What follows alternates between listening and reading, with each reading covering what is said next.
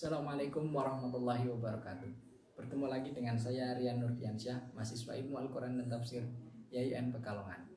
Di sini saya akan sedikit menjelaskan mengenai Tafsir Al-Huda, siapa pengarangnya, seperti apa biografinya, dan seperti apa sih Tafsir Al-Huda itu.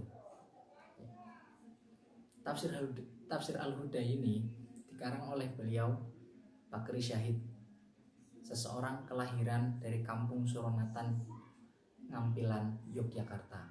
Beliau ini dilahirkan pada hari Senin Wage tanggal 16 Desember tahun 1918 Masehi. Nama aslinya sebenarnya hanya Bakri.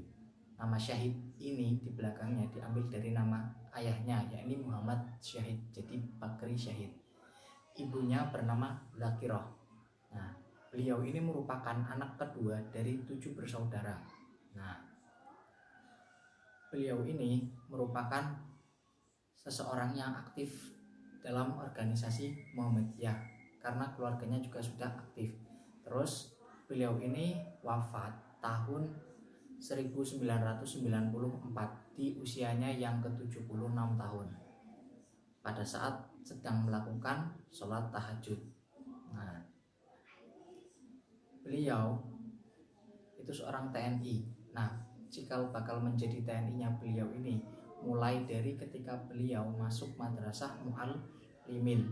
Kemudian beliau aktif dan lalu menjadi ABRI dan menjadi seorang TNI. Nah, beliau ini memiliki 2 orang istri. Istri pertama bernama Siti Isnainiyah. Menikah dengan Siti Isnainiyah ini karena wasiat dari sesepuhnya terdahulu. Nah, dan memiliki seorang anak laki-laki yaitu Bagus Arafah. Sayang, anaknya ini meninggal saat usia 9 bulan. Untuk mengenangnya, beliau memberi nama perusahaan percetakannya itu dengan nama PT Bagus Arafah, yang nantinya PT Bagus Arafah inilah yang mencetak Tafsir Al-Huda, yang menerbitkan.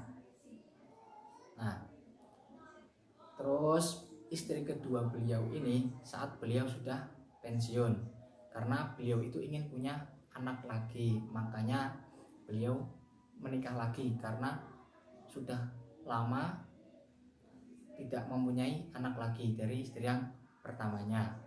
Dan di istri keduanya ini beliau memiliki 2 orang anak, yaitu Siti Arifah Manis Hati dan Bagus Hati Kusuma. Istrinya ini bernama Sunarti, mantan murid waktu di madrasah Mu'alliminnya waktu itu. Ya, kemudian yang selanjutnya mengenai sistematika isi tafsir.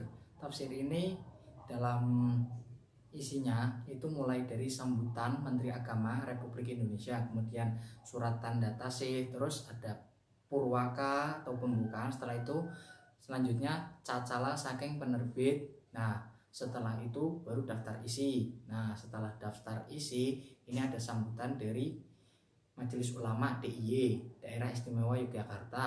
Nah, baru setelah itu penafsiran dari Tafsir Al-Huda mulai dari surat Al-Fatihah hingga An-Nas. Nah, ini dalam penafsirannya ini tulisannya itu tulisan teks Arab itu ada di sebelah sisi kanan. Terus transliterasi dan huruf Latinnya itu ada di bawahnya. Kemudian di sisi kirinya itu adalah terjemah Jawa. Kemudian penjelasan makna ayatnya itu diletakkan di catatan kaki. Jadi ada catatan kaki mengenai pembahasan makna ayat itu.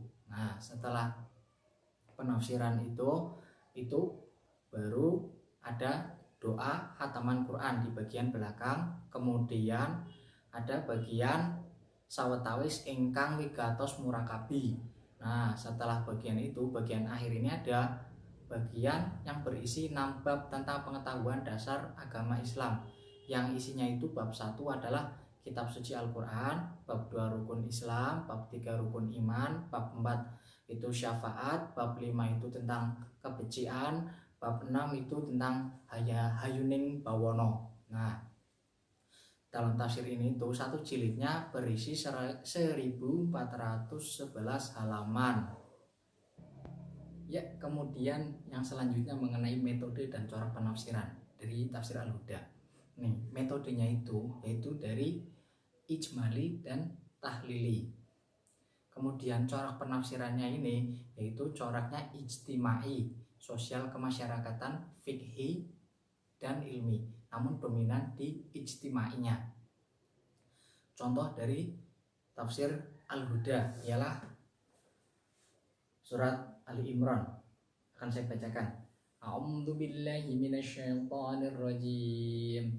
Bismillahirrahmanirrahim. As-sabirina was-sadiqina wal-qanitina wal-munfikina wal-mustahfirina bil ashar. Nah, di sini diartikan tuliskannya itu yaiku wong-wong kang padha sabar, padha temen, padha sungkem ngabekti, padha gelem dharma lan ana ing wektu sahur ling sironi padha nyuwun pangapura. Nah, seperti itu terjemah Jawanya. Kemudian makna ayatnya dalam penulisan di catatan kakinya itu ini membahas tentang wekdal sahur, waktu sahur. Wekdal sahur menika ngajengaken subuh kirang langkung 30 menit, dene imsak kirang 10 menit.